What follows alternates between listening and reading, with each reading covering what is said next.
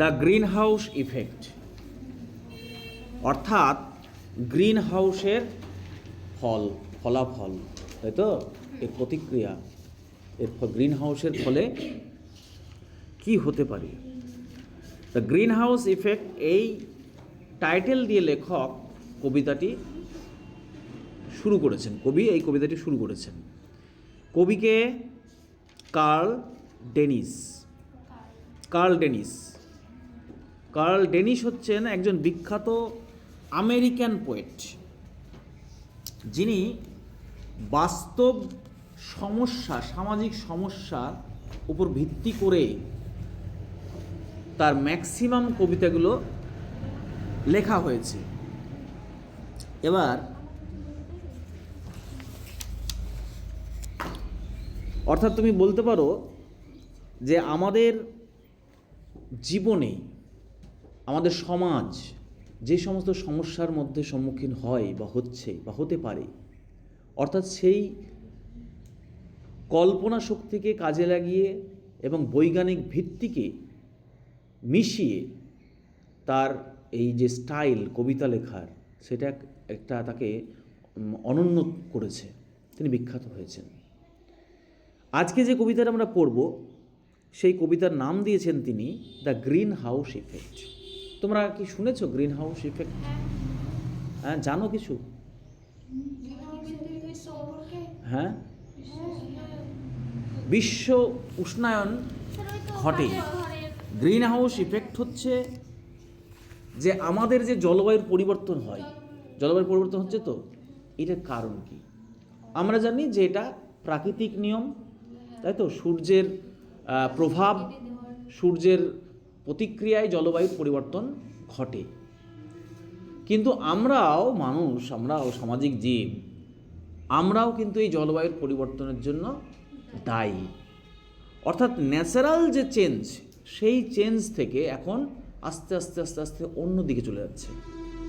অর্থাৎ পরিবেশের যে পরিবর্তন ঘটছে, জলবায়ুর যে পরিবর্তন ঘটছে, এর জন্য অনেকাংশে দায়ী আমরা, মনুষ্য সমাজ। কেন? এই কারণই হচ্ছে যে এই green house effect. Green house effect বলতে বোঝায়, তোমরা পড়েছো এটা পরিবেশবিদ্যা বা ভূগোল এইসব ক্ষেত্রে তোমরা পড়েছো, যে আমরা এখন মডার্ন সিভিলাইজেশন, তাই তো, আমরা আরাম ভালোবাসি।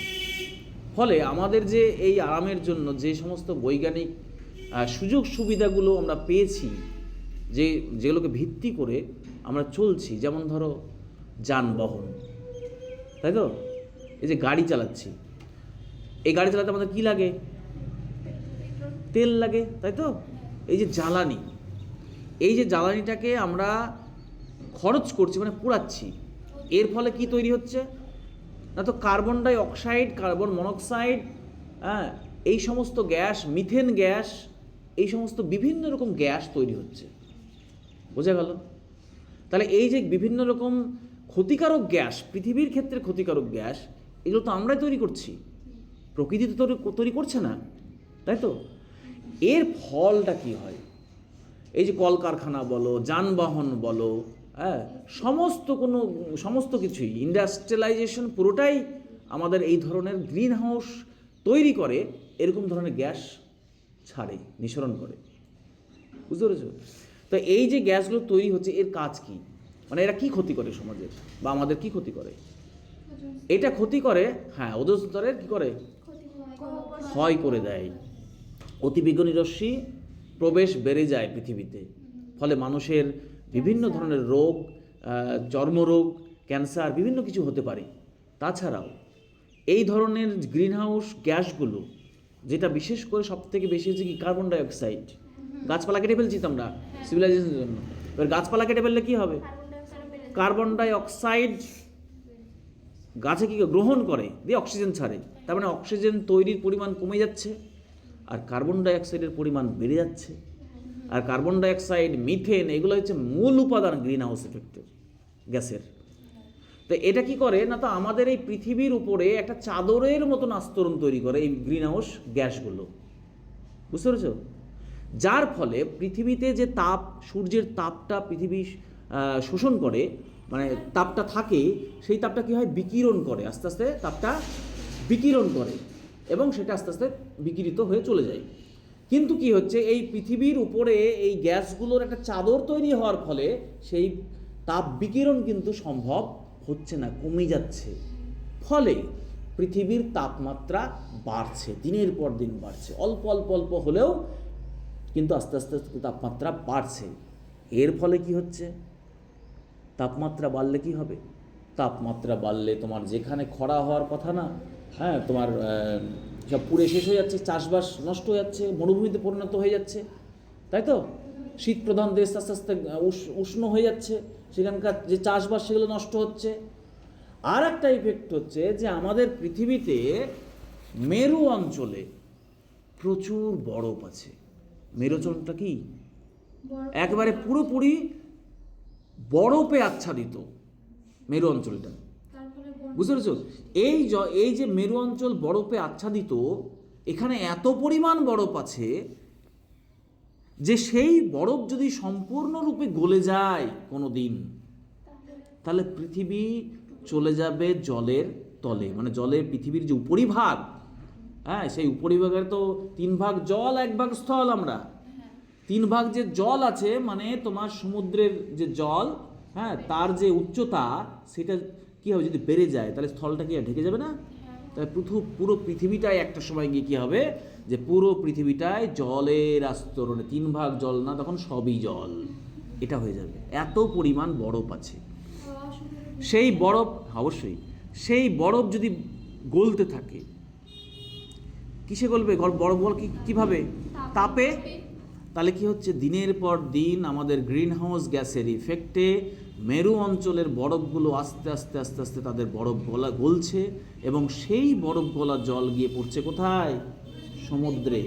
আর সমুদ্রের জলস্তর আস্তে আস্তে উপরে উঠছে। এইভাবে যদি চলতে থাকে, গত 200 বছর ধরে জলস্তর কিন্তু বাড়ছে, কমেনি। বোঝা গেছে? তাহলে এইভাবে যদি চলতে থাকে, একটা সময় পৃথিবী কোটি কোটি বছর আমরা হয়তো দেখতে পাবো না, আমাদের নেক্সট জেনারেশন দেখতে পাবে না, তারপরে জেনারেশন দেখতে পাবে না, কিন্তু একটা সময় আসবে যদি এইভাবে চলতে থাকে।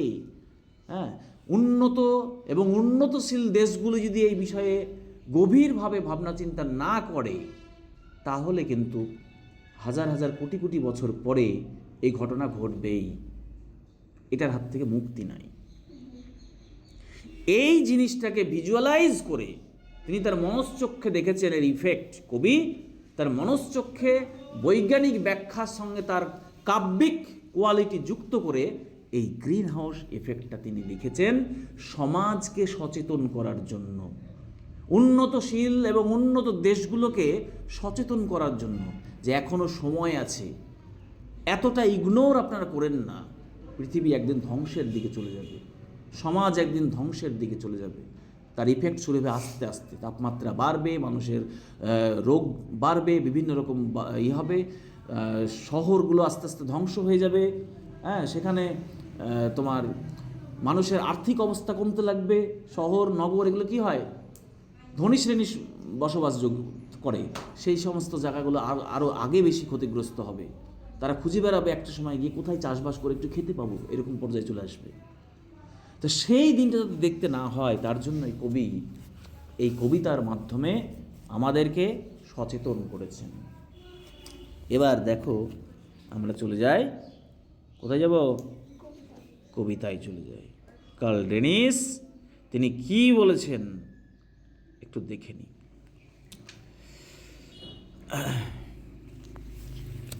দ্য গ্র্যাজুয়াল ওয়ার্মিং, গ্র্যাজুয়াল মানে কি? ধীরে ধীরে, ক্রমাগত।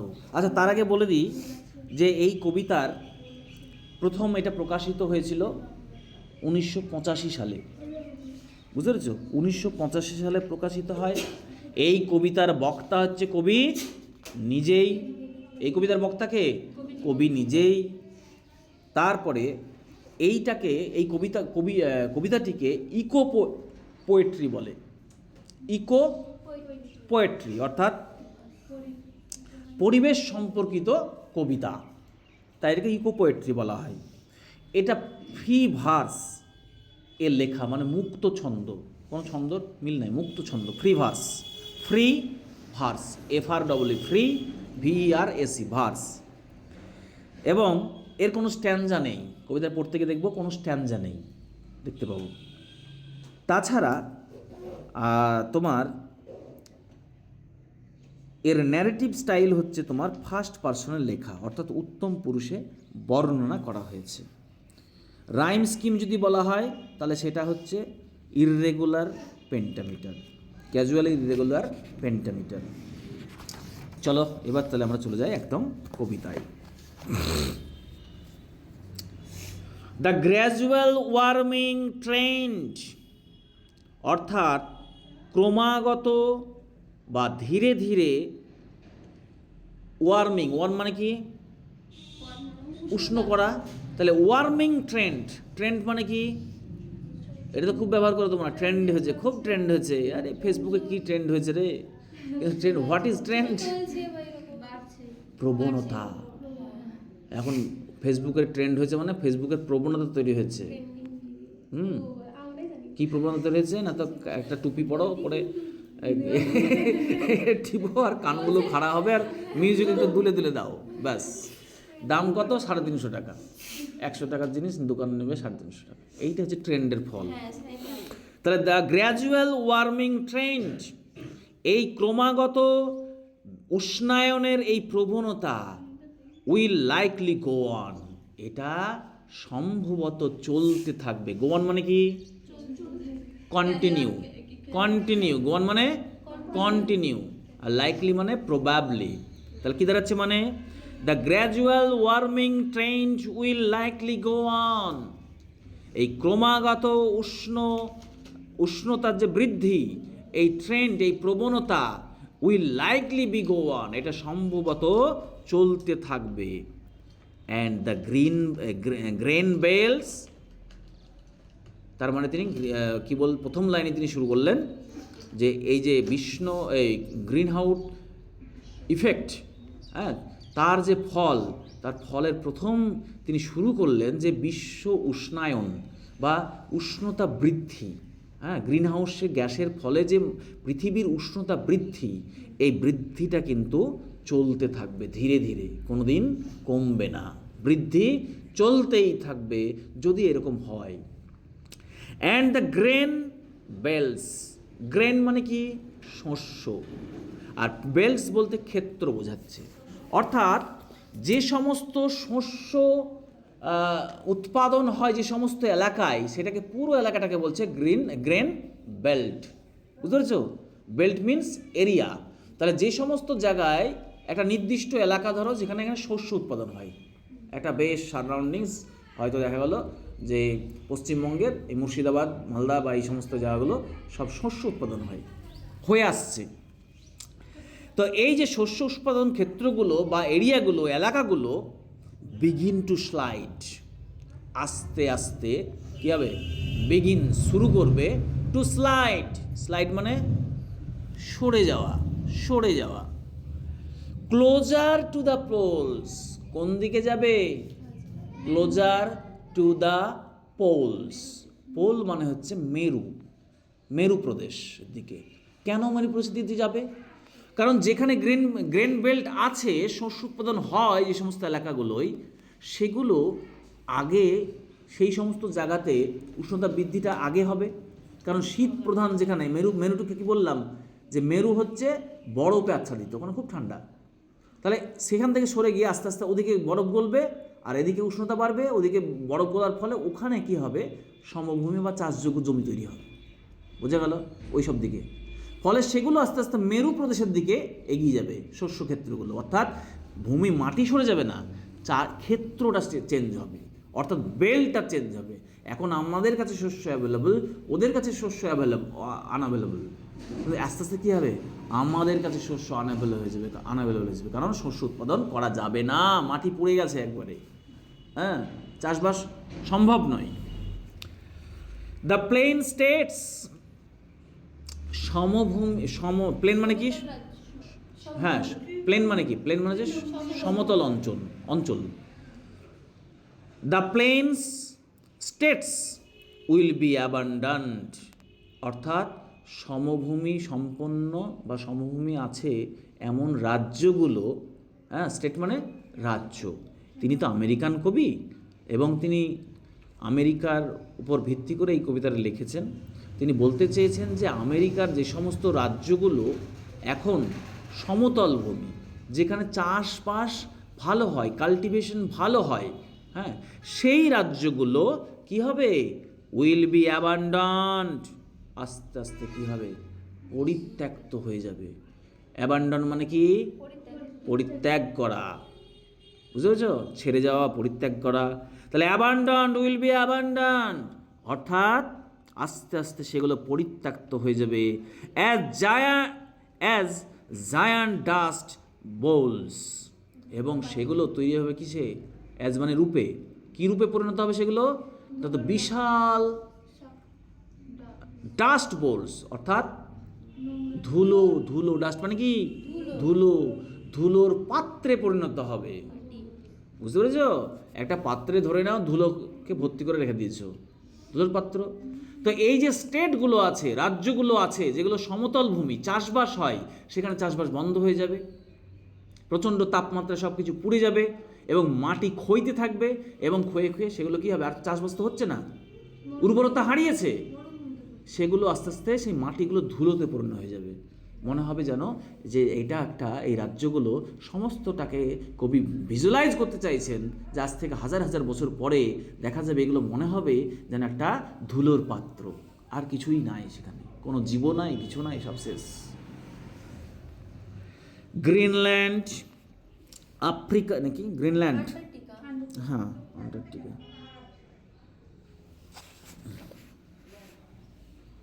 কোথায় গেল, হ্যাঁ, Greenland, Antarctica will join the new great powers.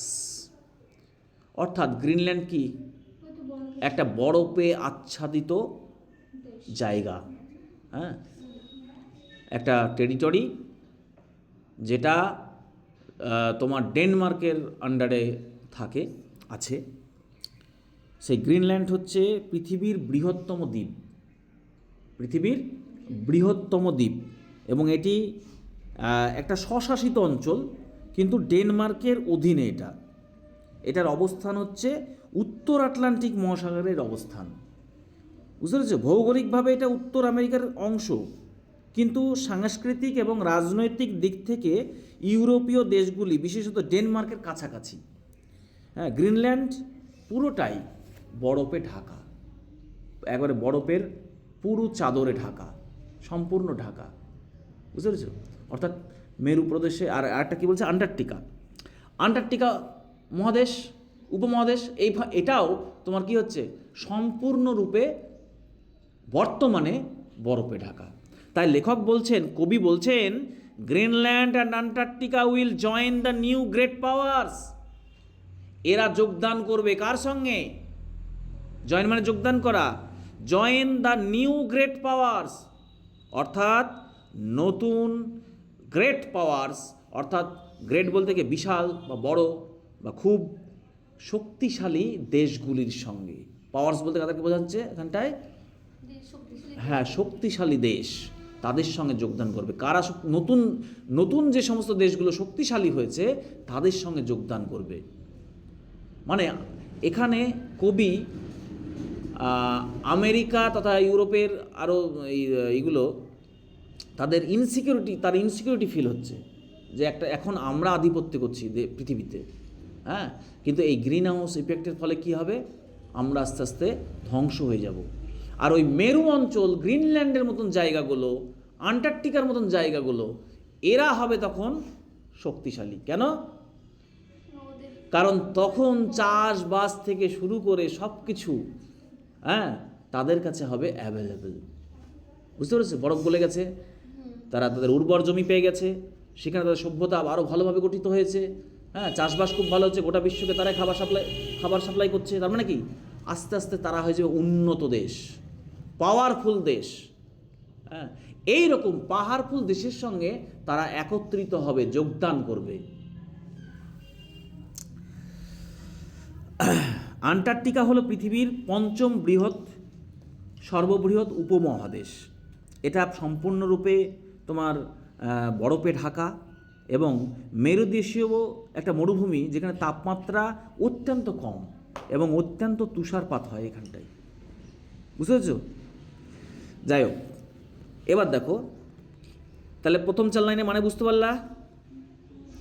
ভালোভাবে বুঝো, নাহলে পারবা না কিন্তু। প্রথম 4 লাইনে কিন্তু থাকলো দ্য গ্র্যাজুয়াল ওয়ার্মিং, আবার বলছি, the gradual warming trend will likely go on.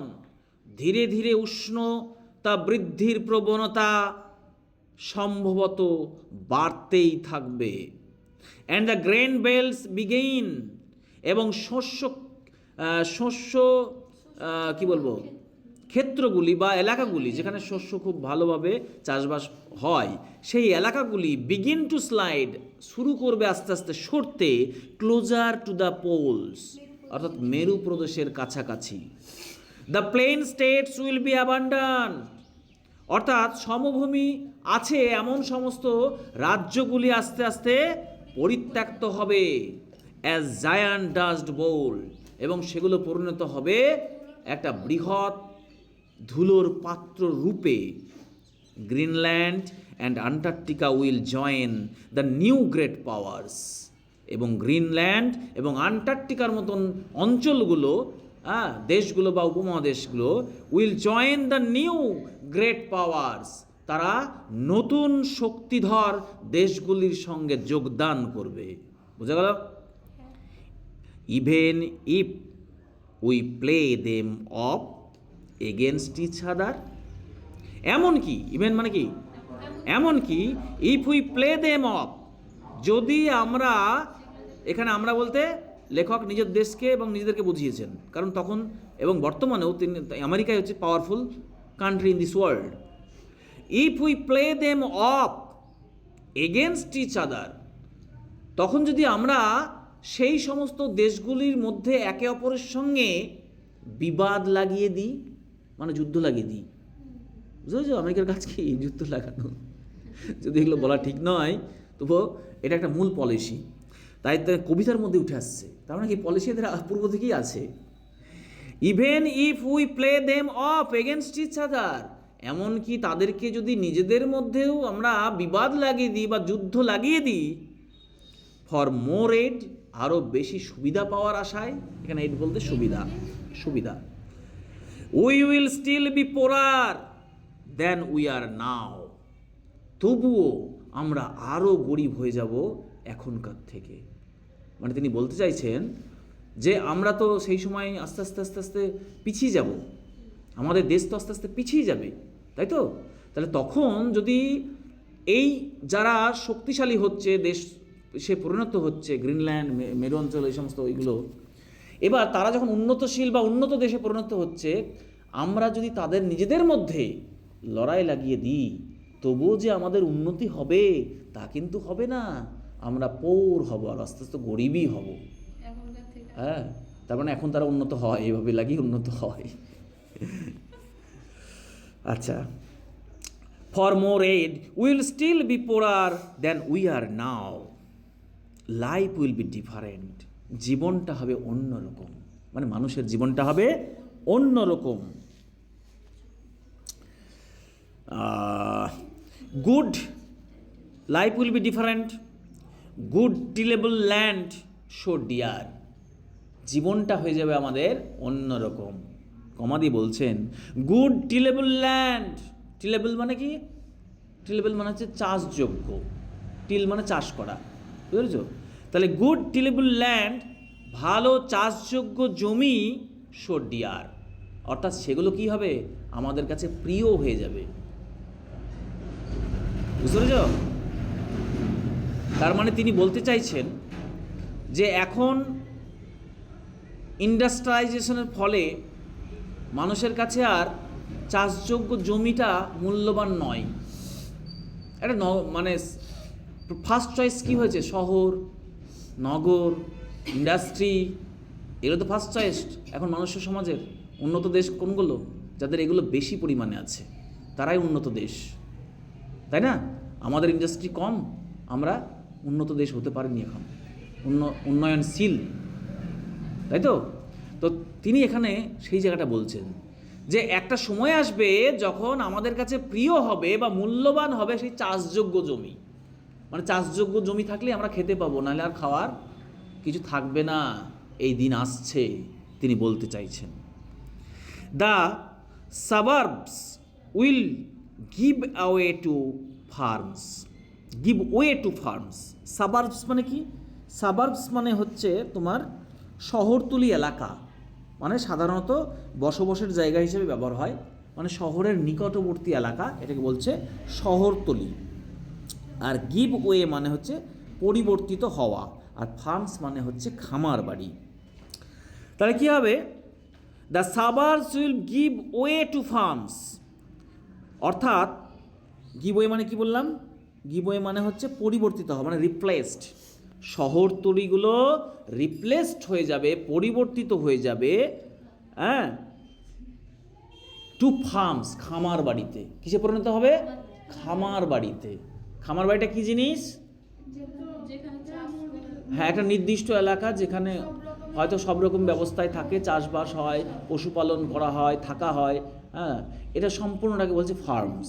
তো যে সমস্ত শহরতলি যেখানে বাসস্থানের স্থান, সেগুলো কি হবে? ফার্মসে পরিণত হবে। বুঝতে পেরেছ? The cities fill up again with people too poor to own cars. শহরগুলো কি হবে?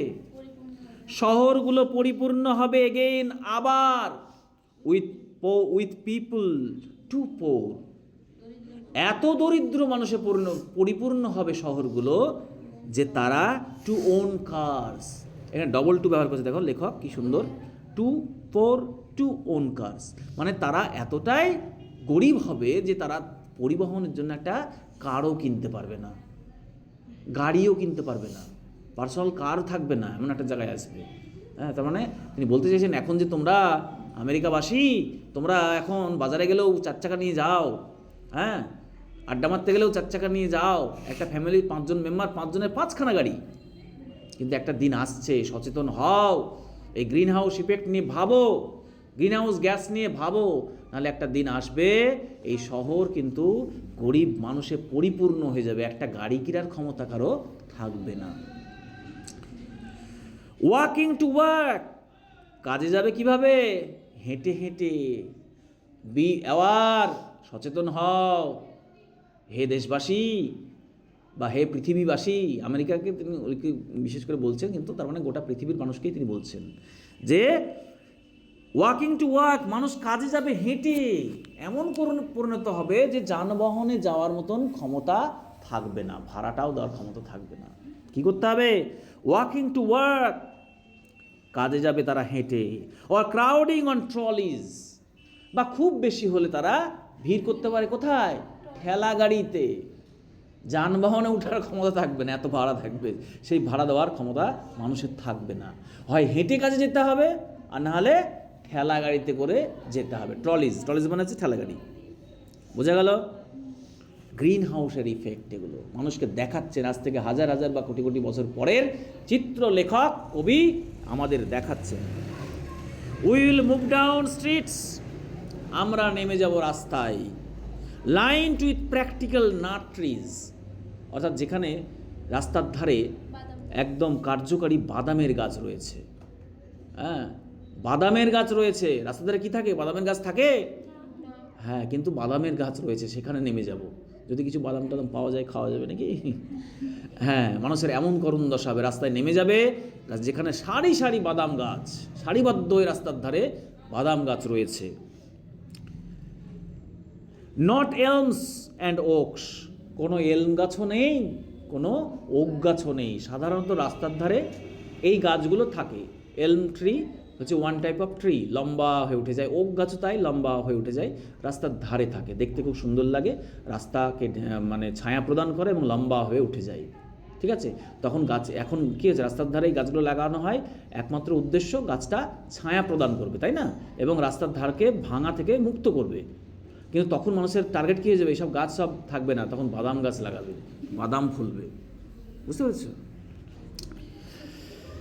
Next, with vegetables crowding in front lawns in the crowding the front lawns. Front lawns বলতে কি বোঝায়? ফ্রন্ট মানে সামনের, এটা জানো তোমরা। আর লন মানে কি? লন মানে হচ্ছে বাড়ির সামনে, আমরা উঠোনও বলি, বাড়ির সামনে কিছুটা জায়গা যেখানে সুন্দর ঘাস রয়েছে, এটাকে আমরা বলি লন। ঠিক আছে? এখানে হয়তো বাগান থাকতে পারে, ফুল গাছ থাকতে পারে, বাড়ির সৌন্দর্য বৃদ্ধির জন্য সেই লনে ফুল গাছ থাকতে পারে, তাই না? ঘাস দ্বারা আবৃত থাকতে পারে। কিন্তু with vegetables crowding the front lawns, অর্থাৎ মানুষের বাড়ির সামনের লনগুলো কী হবে? ভিড় করবে সবজিতে। মানে যদি ওই ফুল টুল গাছ লাগিয়ে লাভ নেই, যদি একটু চাষবাস করে যদি একটু সবজিও পাওয়া যায় তাহলে তো একটু খেতে পাবো। মানুষের চিন্তাভাবনা এরকম হবে। তাই সেখানে দেখা যাবে সবজি, ভেজিটেবলসের ক্রাউডিং মানে জমায়েত বলতে সেখানে ক্রাউড কথাটা ভিড় করা, কারণ দেখা যাবে এগুলো। বুঝতে পেরেছ? নট এলমস অ্যান্ড ওকস, রাস্তার ধারে এরকম এলম গাছ বা ওক গাছ দেখা যাবে না। With vegetables crowding the front lawns, সামনের ফাঁকা জায়গাগুলো, বাড়ির সামনের ফাঁকা জায়গাগুলো সবজিতে ভর্তি থাকবে, সবজি গাছে ভর্তি থাকবে। The tax base will be too small. Tax base mean tax collection বলা যায়। কর, ট্যাক্স মানে কি? কর। যদি মানুষের ইনকামই না থাকে, চাষবাসই উঠে যায়, মানুষের যদি চাষবাস উঠে যায়, উৎপাদন যদি বন্ধ হয়ে যায়, তাহলে সরকার কর পাবে কোথা থেকে? পাবে? মানুষের তো এখন তো গরিব হয়ে গেছে, এখন তো হাঁটতেই পারবে না, গাড়িতে চেপে যেতেই পারবে না, তাহলে গাড়ির করও বা পাচ্ছে না, পাবে না। তাহলে বলছে লেখক, the tax base will be too small to support the public buildings. অর্থাৎ কর সংগ্রহ এতটাই কমে যাবে, দেখো এখানেও টু ব্যবহার করেছে, টু স্মল টু সাপোর্ট, তাই না?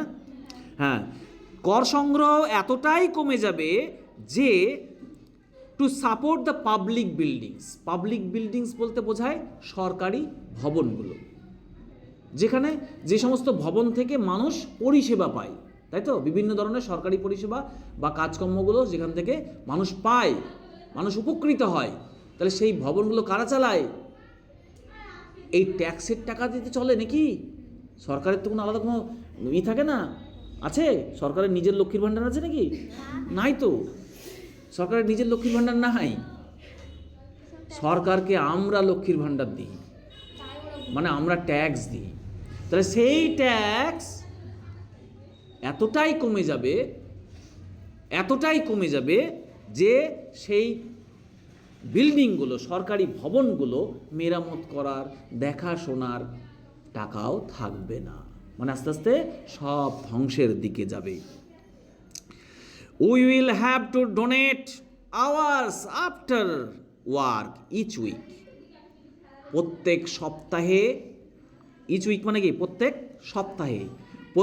সপ্তাহে আমাদের যে নিজের কাজ, সেই নিজের কাজ করার পরেও we will have to donate hours, আমাদেরকে দিতে হবে। ডোনেট মানে কি? দান করা। আমাদেরকে দান করতে হবে সময়। সময় আবার দান করা যায় নাকি? কেমন হয়ে গেল না? হ্যাঁ, টাকা পয়সা জিনিস এই সবগুলো দান করা যায় শুনেছি, হ্যাঁ, রক্তও দান করা যায়, কিন্তু সময় দান করা যায়। লেখক কি বলতে চাইছে? তার মানে তারপরে বলছে আফটার ওয়ার্ক ইচ উইক, আমার নিজের কাজ, প্রত্যেক সপ্তাহে নিজের কাজের পরেও আমাদেরকে সময় দান করতে হবে, মানে স্বেচ্ছাশ্রম দিতে হবে। কি দিতে হবে? আমি সময় দেব মানে কি? সময় দেব মানে আমি আমার সময়টা কাজে লাগাবো, বলতে আমার যে সময়টা আমি অন্য কাজ করতাম হয়তো বা রেস্ট নিতাম, সেই সময়টা আমাদেরকে দিতে হবে। তার মানে স্বেচ্ছাশ্রম করতে হবে। স্বেচ্ছাশ্রম করতে হবে। কেন করতে হবে? দেখো কেন করতে হবে। To rake the lawn of the library and city hall. অর্থাৎ রেক মানে কি? রেক মানে হচ্ছে ঝাড় দেওয়া বা পরিষ্কার করা, ক্লিন। ওকে, তাহলে এই যে একটু আগে বললাম, করের অবস্থা এমন হবে, কালেকশন এত খারাপ হবে যে সেই সমস্ত প্রশাসনিক ভবনগুলো মেরামত করা বা দেখাশোনার ক্ষমতা থাকবে না। তাহলে কে দেখবে এগুলো? কে দেখবে? না তো আমাদের সাপ্তাহিক কাজের পরেও আমাদেরকে স্বেচ্ছাশ্রম দিতে হবে to rake the lawn of library. অর্থাৎ লাইব্রেরি মানে কি? হ্যাঁ, গ্রন্থাগার। অর্থাৎ গ্রন্থাগারের সামনে যে লন আছে, সেই লনটা মানে জমি, সুন্দর ঘাস থাকে সেটাকে লন বলে, সেই ফাঁকা জায়গাগুলোকে পরিষ্কার আমাদেরকেই করতে হবে। মানে সরকার বা কর্তৃপক্ষ টাকা খরচ করে লেবার লাগিয়ে পরিষ্কার পরিচ্ছন্ন রাখার ক্ষমতা থাকবে না, আমাদেরকেই সেই স্বেচ্ছাশ্রম দিতে হবে। সিটি হল, শহরের যে হল ঘর আছে, সেই হল ঘর যেটা মানুষের পরিষেবা দেয়, হ্যাঁ, শহরের যে সমস্ত হলগুলো আছে সেগুলো আমাদের কী করতে হবে? নিজেদেরকে স্বেচ্ছাশ্রম দিয়ে পরিষ্কার পরিচ্ছন্ন আমাদের নিজেদেরকেই রাখতে হবে, এছাড়া কোনো উপায় আমাদের থাকবে না। বোঝা গেল? নেক্সট, টু টাক পয়েন্ট দ্য চিমনি। চিমনি কি জিনিস? আগুন জলে ধোঁয়া এমন না, বাট চিমনি হচ্ছে যে উনুন থেকে ধোঁয়াটা বেরানোর জন্য ওপর দিয়ে, চালের উপর দিয়ে বা ছাদের উপর দিয়ে ধোঁয়াটা বেরানোর একটা কাঠামো, তাই তো? তাই বলছে টু টাক point the chimney of the federal buildings. এর আগে দেখলাম আমরা সরকারি ভবন বা প্রশাসনিক ভবন, এবার তিনি বলছেন লেখক, হ্যাঁ হ্যাঁ, যেগুলো একটা অ্যাকচুয়ালি কী হয়, আমাদের যুক্তরাষ্ট্র কাঠামো, তাই না? কেন্দ্রীয় সরকার আছে, রাজ্য সরকার আছে, তো প্রশাসনিক ভবনগুলো যেগুলো রাজ্য সরকারের আন্ডারে তারা সেগুলো দেখাশোনা করে, আর যেগুলো কেন্দ্র সরকার ফেডারেল যুক্তরাষ্ট্রীয় কাঠামোর মধ্যে সংযুক্ত সেগুলো যুক্তরাষ্ট্র দেখে, তাই না? তো একটু আগে তিনি সেখানে বললেন, এবার বলছেন তিনি, দেখো, টু টাক point the chimney of the federal building. অর্থাৎ যুক্তরাষ্ট্রীয় পরিকাঠামোগুলো বা ভবনগুলো, সেই ভবনগুলোর চিমনিগুলোকে মেরামত করতে টু টাক পয়েন্ট। টাক পয়েন্টটা কি? টাক পয়েন্ট মানে হচ্ছে কোনো কিছুকে মেরামত করা, ইট দিয়ে মেরামত করা, হ্যাঁ, টাক পয়েন্ট, এটাকে বলে টাক পয়েন্ট। অর্থাৎ তোমরা এটাকে বলা যায়, টাক পয়েন্ট হচ্ছে রাজমিস্ত্রির কৌশল, এক ধরনের কৌশল যা ইট বা পাথরের জোরমুখ সারাতে বা পুনর্নির্মাণ করতে তোমার ব্যবহৃত হয়। এই টাক পয়েন্ট পদ্ধতিটা, এটা একটা টেকনিক। তাহলে কী করতে হবে? তো সেই যুক্তরাষ্ট্রীয় ভবন, সেই ভবনগুলো যেগুলো যুক্তরাষ্ট্রীয় সরকার দ্বারা কেনা বেচা করা হয়, ভাড়া দেওয়া হয় বা দেখাশোনা করা হয়, সেগুলো এখন কাদেরকে করতে হবে? সেই দেখাশোনার ক্ষমতা যুক্তরাষ্ট্রের আর থাকবে না। কাদের করতে হবে? আমাদেরকেই স্বেচ্ছাশ্রম দিয়ে সেগুলো দেখাশোনা করতে হবে। সেই দিন আগত, তিনি বলছেন সেই দিন আগত।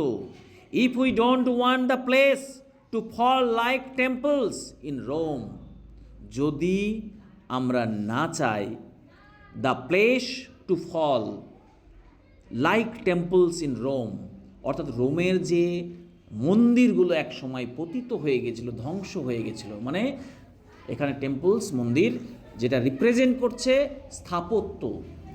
এক সময় কী হয়েছে, প্রাচীনকালে রোম ছিল একটা খুবই উন্নত একটা সভ্যতা, তাই তো, সাম্রাজ্য। তো সেইখানে কী হলো, সেখানেও কিন্তু রোমের পতন হয়েছে, তোমরা ইতিহাসে পড়েছো, পড়নি? হ্যাঁ, সেই রোমের যে স্থাপত্য শিল্প, সমস্ত কিছু, টেম্পল, মন্দির, সব কিছু ধূলিসাৎ হয়ে গেছে একটা সময়। তার কিছু অংশ এখনও আছে, যেখানে সেই স্থাপত্যগুলো আমরা এখনও ভিজুয়ালাইজ করি, এখনও আমরা দেখতে পাই। হ্যাঁ, এত সুন্দর স্থাপত্য ছিল, এত উন্নত ছিল। তো সেই রোম কিন্তু ধ্বংসের দিকে চলে গেছে। সেই রকম যদি আমরা না চাই, আমাদেরও এই বিল্ডিংগুলো, হ্যাঁ, অর্থাৎ সেই ভবনগুলো বা জায়গাটা, আমাদের এই জায়গাটা সেই রকম রোমের মতন পরিণত না হয়, সেটা যদি আমরা করতে চাই, তাহলে আমাদের কি করতে হবে? আমাদেরকে সচেতন হতে হবে।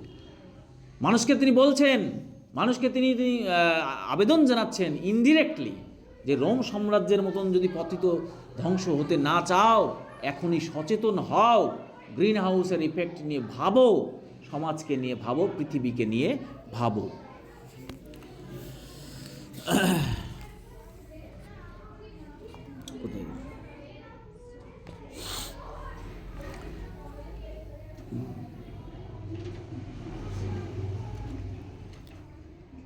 হ্যাঁ,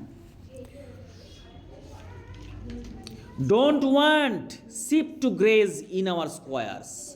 আর কি চাই? যদি তোমরা রোম সাম্রাজ্যের মতন ধ্বংস হতে না দেখতে চাও তোমাদের জায়গাগুলো, don't want sheep to graze in our squares, যদি যদি আমরা দেখতে না চাই, স্কোয়ার বলতে কি? স্কোয়ার বলতে বোঝায় যে একটা নির্দিষ্ট জায়গা যেখানে মানুষ গ্যাদার হয়, মানুষের জমায়েতের জায়গা, আলোচনার জায়গা, সেই স্কোয়ার, সেই জায়গাটাকে বলছে squares. Don't want sheep to graze in our squares, যদি আমাদের সেই শহরের জনবহুল বা ব্যস্ত এলাকায় ভেড়া চড়ছে এমন দৃশ্য দেখতে না চাও। কাকে বলছে? সমস্ত রিডারকে বলছে যে তুমি রোম সাম্রাজ্যের মতন পতনের মতন যদি তোমার এই সভ্যতাকে পতন দেখতে না চাও, আমাদের এই স্কোয়ারগুলো অর্থাৎ জনবহুল শহরের জনবহুল অঞ্চলে যদি, কি বললাম? স্কোয়ার মানে কি বললাম? মাঠ বলেছি না, জনবহুল অঞ্চল, এটাকে স্কোয়ার বলে, নির্দিষ্ট জায়গা যেখানে প্রচুর মানুষ বসবাস করে। If we don't want sheep to graze in our squares, যদি আমরা শহরের সে জনবহুল ব্যস্ত এলাকায় ভেড়া চড়ছে এই দৃশ্য দেখতে না চাই, অ্যাজ যেভাবে দে গ্রেজড ইন দ্য ফোরাম, যেমনভাবে তারা চড়ে। কোথায়? In the forum. ফোরাম বলতে কি? In the forum. ফোরাম মানে এবার হচ্ছে যেটা হচ্ছে তোমার, আমি একটু আগে বললাম ফোরাম, এই ফোরামটা হচ্ছে যে একটা নির্দিষ্ট ওপেন প্লেস যেখানে ঘাস, সুন্দর ঘাস থাকে, যেখানে পশুগুলো চড়ে, গ্রেজ করে। গ্রেজ মানে কি? ঘাস খাওয়া। তাহলে কোথায় গেল? As they grazed in the forum for thousands years, অর্থাৎ হাজার হাজার বছর ধরে, যেটা এরা, এক মিনিট ধরো, ফোরামের বিষয়টা, হ্যাঁ হ্যাঁ, ফোরাম মানে এখানে বলতে চাইছে এটা যে রোমের বাজারকে ইন্ডিকেট করতে চাইছে। একটা সময় রোমের যে বাজার ছিল, মার্কেট, ঠিক আছে, সেই যে রোমের বাজার সেটাকে বলছে ফোরাম। অর্থাৎ একটু ওখানে একটু একটু গুলিয়ে গেছে।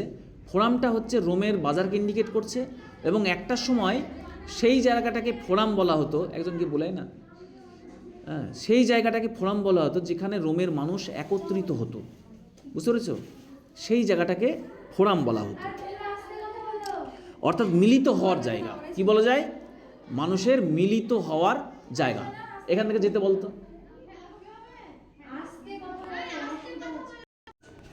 হ্যাঁ, ফোরাম বলতে ওই যে রোম সাম্রাজ্যের বাজারটাকে ইন্ডিকেট করছে, এবং যেখানে মানুষ মিলিত হতো এক সময়, সেই জায়গাটাকে ইন্ডিকেট করছে। তো বলছে যে, তার মানে কি বলতে চাইছে এবার দেখো ভালো করে। As they graze in the forum for thousands years, অর্থাৎ যদি এই দৃশ্য না দেখতে চাও, যেভাবে হাজার হাজার বছর ধরে রোমের যে রোম শহরের যে কেন্দ্রতে এরা চড়েছিল, মানে একটা সময় কী হয়েছিল, রোমের যে প্রাণ কেন্দ্র, যেটাকে ফোরাম বলা হয়েছে, যেখানে মানুষ মিলিত হতো, রোম শহর যখন ধ্বংস হয়ে গেল তখন তার প্রাণকেন্দ্র থাকলো, তখন আর মানুষ ছিল, তখন সেই জায়গাগুলো হয়ে গেল চারণভূমি। বুঝে গেল এবার? সেই জায়গাগুলো চারণভূমি হয়ে গেল। তাই বলছে, এবার আগের লাইন থেকে মানেটা আরেকবার দেখে নাও। Don't want sheep to graze in our squares, যদি তোমরা দেখতে না চাও যে ভেড়ার দল এই শহরের জনবহুল এলাকায় চড়ছে, এটা যদি দেখতে না চাও, অ্যাজ দে গ্রেজ, যেমন তারা চড়েছিল, অ্যাজ দে গ্রেজড, অর্থাৎ যেমন, দে বলতে কারা এখানটায়? ভেড়াগুলো, যেমন তারা চড়েছিল কোথায়? ইন দ্য ফোরাম, সেই প্রাণকেন্দ্রে, রোমের প্রাণকেন্দ্রে, মিলনস্থলে, ফর এ থাউজেন্ডস ইয়ার্স, হাজার বছর ধরে। বোঝা গেল? সেটা যদি তোমরা না চাও, প্রত্যেক লাইনে কিন্তু লেখক রিডারদেরকে তিনি আপিল করছেন, সেটা যদি দেখতে না চাও, সচেতন হও, গ্রিন হাউস ইফেক্ট সম্পর্কে জানো, গ্রিন হাউস গ্যাস সম্পর্কে জানো, তোমরা সচেতন হও, এর ইফেক্ট থেকে পৃথিবীকে বাঁচাও। তিনি প্রত্যেকটা লাইনে বারবার শেষে এটাই বলতে চাইছে। উইথ লিটল এফোর্ট, কোথায় গেল রে, এটা ঠিক বলছি? With little effort the country will go on. With little effort the country will go on. Little effort মানে কি? প্রচেষ্টা, তাই না? তার মানে তিনি বলতে চাইছেন দেশগুলো, এই দেশ কোনো রকমে চলতে থাকবে। এইভাবে যদি গ্রিন হাউস ইফেক্ট বাড়তে থাকে, গ্রিন হাউস গ্যাস বাড়তে থাকে, তাহলে দেশ কোনো রকমভাবে চলবে, এত সমৃদ্ধশালী থাকবে না, উন্নত দেশ আর থাকবে না, কোনো রকমে দেশ চলতে থাকবে। So what if we have lost our high place to stronger Carthages. তাহলে so what if we have lost our high place মানে উচ্চ স্থান, মানে উচ্চ মর্যাদার কথা বলছে এখানে। উচ্চ জায়গা বলতে, উচ্চ স্থান বলতে আমাদের উচ্চ মর্যাদার কথা বলছে। তাহলে so what if we have lost, আমাদের কিছুই মনে হবে না যদি আমরা হারিয়ে ফেলি। কি? যদি না আমাদের উচ্চস্থান আমরা কার কাছে হারাবো? To stronger Carthages. এই কার্থেজেস হচ্ছে তোমার একটা রোমের একটা শত্রু ছিল। রোমতে যে এত উন্নত ছিল, হ্যাঁ, ধ্বংস হয়ে গেল, সেই রোমের একটা শত্রু ছিল, সেটা হচ্ছে সেই কার্থেজ এর বাসিন্দারা। এই কার্থেজ হচ্ছে একটা তোমার উপকূলবর্তী অঞ্চলে অবস্থিত একটা প্রচণ্ড ক্ষমতাশালী এবং প্রভাবশীল শহর ছিল কার্থেজ। বুঝতে পেরেছ? এটি ছিল প্রাচীন ভূমধ্যসাগরীয় জগতের এক উল্লেখযোগ্য সদস্য। এরা বিখ্যাত ছিল অপ্রতিরোধ্য নৌসেনায়, বিশাল বাণিজ্য ক্ষেত্র এদের ছিল। ঘটনাক্রমে রোমের সঙ্গে এদের তিক্ত সম্পর্ক ছিল। বুঝতে পেরেছ? মানে এরা ছিল শত্রু। কার? রোমের শত্রু ছিল। তাই বলছে এই কবিতায়, so what if we have lost our high place to stronger Carthages whose far flung fleets. Fleets মানে কি? ফ্লিট মানে হচ্ছে তোমার রণতরী বা যুদ্ধ জাহাজ। ফ্লিট হ্যাঁ, FLEET, ফ্লিট মানে হচ্ছে যুদ্ধ জাহাজ বা রণতরী। আর ফারফ্লাং মানে হচ্ছে তোমার দূরান্ত বা ডিস্ট্যান্ট বা রিমোট, দূরের। তাই বলছে হুজ ফারফ্লাং ফ্লিটস উইল বি লোডেড, যাদের সেই দূরের জাহাজগুলো উইল বি লোডেড ভর্তি থাকবে উইথ মার্চেন্ডাইজ মানে হচ্ছে কেনাবেচার জিনিস, মানে মালপত্র। তাদের জাহাজগুলো কিসে পরিপূর্ণ থাকবে? মালপত্রে পরিপূর্ণ থাকবে, চিপার দেন আওয়ার্স, এবং সেগুলো আমাদের থেকে সস্তা হবে। তার মানে কি বলতে চাইছেন? তিনি দেশের যে অবস্থান, সেই অবস্থান কি হতে পারে সেটা তিনি বলছেন। আমেরিকার অবস্থান কি হতে পারে তিনি সেটা বলছেন এই গ্রিন হাউস ইফেক্টের ফলে। কিভাবে? তিনি বলতে চাইছেন যে আমাদের কিছুই মনে হবে না যদি আমাদের উচ্চস্থান আমরা থারাই কার্থেজের মতো, হারাই কার্থেজের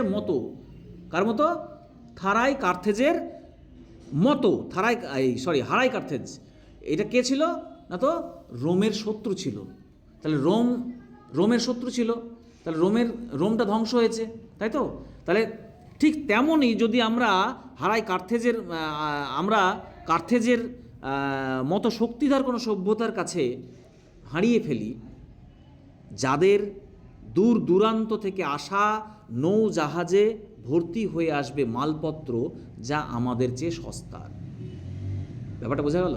আর একবার বলছে so what if we have lost our high place to stronger কার্থেজেস।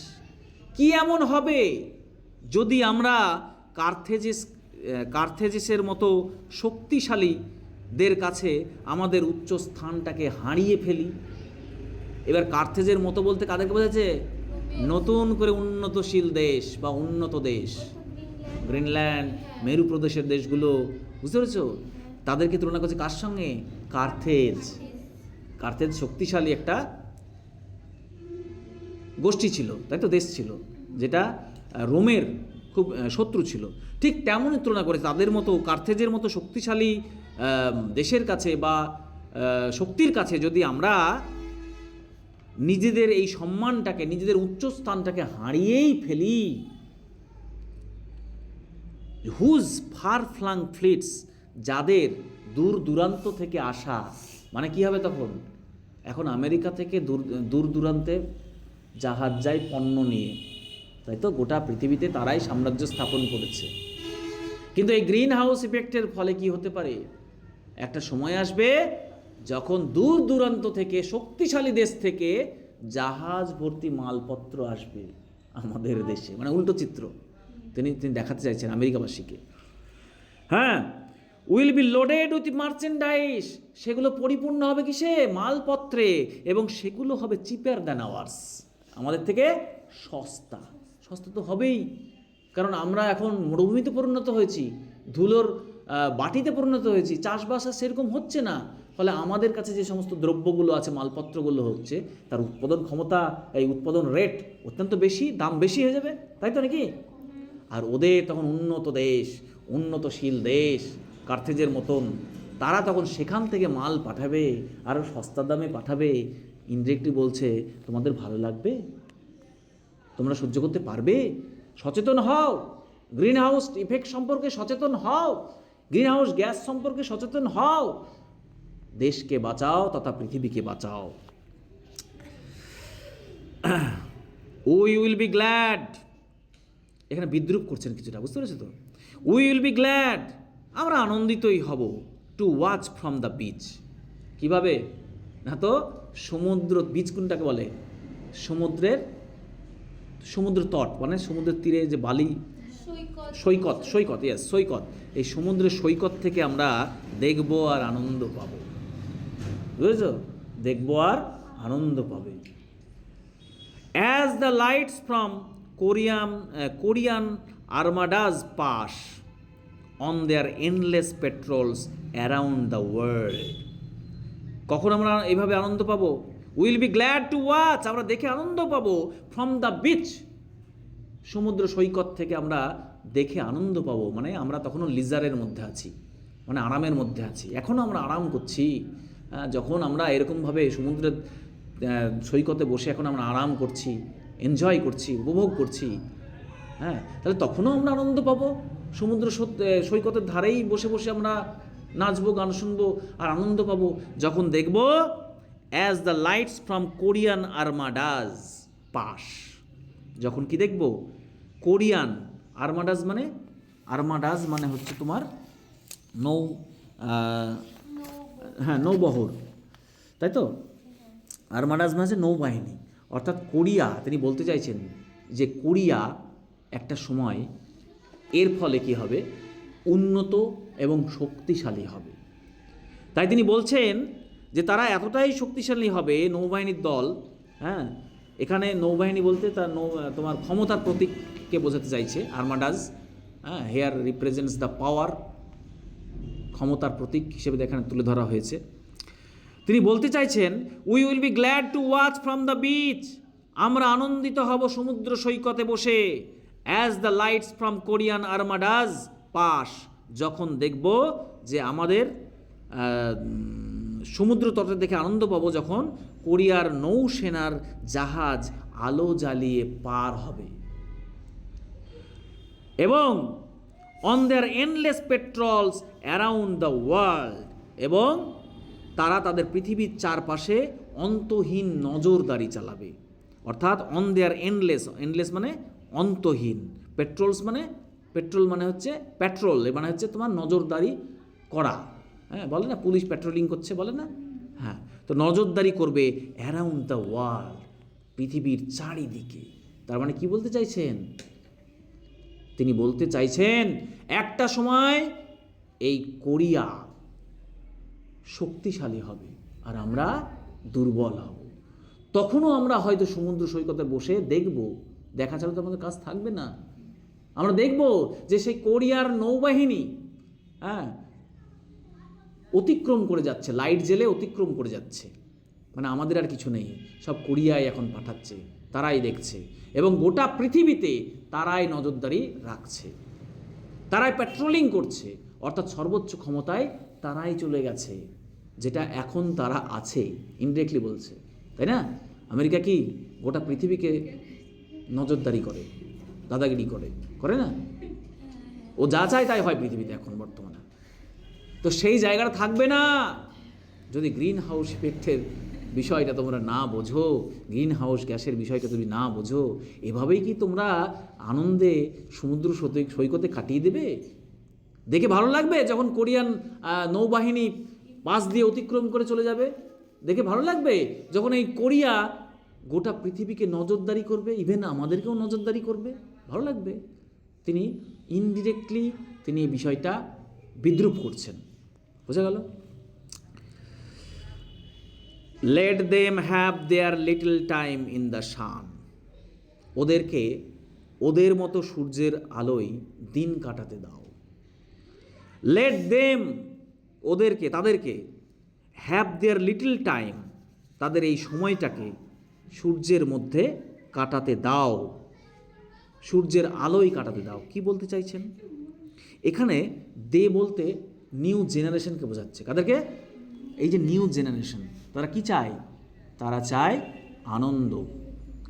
New generation কি চায়? আনন্দ চায়, আরাম চায়, উৎসব চায়, উপভোগ চায়, পার্টি চায়। ঠিকই বলেছ। হ্যাঁ, তারা গ্রিন হাউস ইফেক্টের ফল নিয়ে তারা ভাবে না। তাদেরকে এই সূর্যের আলোতেই থাকতে দাও, মানে এই সমৃদ্ধির মধ্যেই থাকতে দাও। সান এখানে রিপ্রেজেন্ট করছে প্রোগ্রেস, সমৃদ্ধি। এই সমৃদ্ধির মধ্যেই ওদেরকে থাকতে দাও। হ্যাঁ, মানে আমরা বলি না ও ঘুমাচ্ছে, ঘুমা, ও ঘুমাতে দাও, বলি না? তার মানে কি আমি চাইছি ও জাগুক নাকি?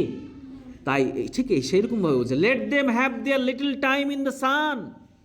তাদেরকে, ওদেরকে ওদের মতো করে সূর্যের আলোয় দিন কাটাতে দাও, মানে আনন্দে দিন কাটাতে দাও, সমৃদ্ধির মধ্যে দিন কাটাতে দাও।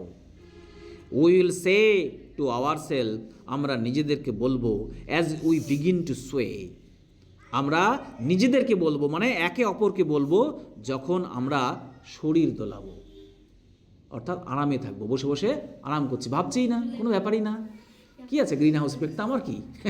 এই যে শরীর দুলাবো, মানুষ শরীর দুলায় কখন? কোনো চিন্তাহীন অবস্থায়। তো হ্যাঁ, তাই তিনি বলছেন we will say to our self as we begin to sow, যখন আমরা শরীর দুলাতে শুরু করব, এ কথা আমরা একে অপরকে বলবো। To the strains of our native beach band, to the strange, to the strain, strain মানে কি? স্ট্রেন মানে মনে হয় সুর, দেখো তো তাল, তাই না? স্ট্রেন মানে হচ্ছে সুর বা তাল, হ্যাঁ, গান বা সুর। স্ট্রেন মানে হচ্ছে গান বা সুর। আর নেটিভ বিচ ব্যান্ড মানে হচ্ছে দেশীয় গানের দল, নাকি? ব্যান্ড মানে কি? এটা তো বোঝো তোমরা, ব্যান্ড, হোয়াট ইজ ব্যান্ড, তাই না? আর নেটিভ মানে হচ্ছে দেশীয়, আর বিচ মানে হচ্ছে সমুদ্র তট, তাই তো? না কি বলি, সৈকত। সেই সৈকতে যে ব্যান্ড থাকে, সৈকতে, সমুদ্র সৈকতে গান টান করে না, হ্যাঁ, সেটাকে বলছে বিচ ব্যান্ড। তারা সমুদ্র সৈকতে গান বাজনা করে বসে বসে, আর লোকে আনন্দ নেয়, উপভোগ করে শুয়ে শুয়ে। হ্যাঁ, তো সেই তিনি বলছেন will say to our self, আমরা একে অপরকে বলবো, as we begin to sow, যখন আমরা শুরু করব দুলতে, টু দ্য স্ট্রেন্স, কিসের জন্য তুলছে? To the strains of our native beach band, অর্থাৎ কোনো চিন্তা নাই, আনন্দে আছি, আমরা বসে আছি আর শুনছি বিচে, সমুদ্র সৈকতে বসে বসে বসে শুনছি সেই মিউজিক, সেই গান, সেই ব্যান্ডের তাল, তালে তালে আমরা দুলছি। হ্যাঁ, তখন তালে তালে দুলছি আর একে অপরকে বলছি আমরা, তখন আমরা বলবো, ignoring the heats from the Arctic on the radio, অর্থাৎ ইগনোর মানে কি? এড়িয়ে চলা, অর্থাৎ এড়িয়ে চলবো আমরা আর্কটিক মানে উত্তর মেরুর রেডিও থেকে ভেসে আসা, অন দ্য রেডিও মানে রেডিও থেকে আসা, ভেসে আসা তরঙ্গকে। অর্থাৎ তিনি বলতে চাইছেন, তরঙ্গ বলতে এখানে বলতে চাইছেন হিটস, মানে তিনি উত্তাপের কথা বলছেন। তাহলে ignoring the heats from the Arctic on the radio, অর্থাৎ এড়িয়ে চলবো উত্তর মেরুর রেডিও থেকে আসা সেই উষ্ণতা বা তরঙ্গ, মানে এটা আমরা এড়িয়েই চলবো, আমরা এটা নিয়ে ভাববো না, ঠিক আছে? শেষে তিনি সমাজকে, দেশকে, দেশের মানুষকে একটু যেন বিদ্রুপ করেছেন, একটু সচেতন করার জন্য তিনি এটা করেছেন। তিনি চাইছেন মনুষ্য সমাজ জেগে উঠুক, গ্রিন হাউস ইফেক্ট সম্পর্কে জানুক, দেশ সমৃদ্ধ আছে আরও সমৃদ্ধশালী হোক, পৃথিবী আরও সমৃদ্ধ আছে আরও সমৃদ্ধশালী হোক। তিনি এটাই চাইছেন, মানুষ সচেতন হোক about green house effect. Okay, very good.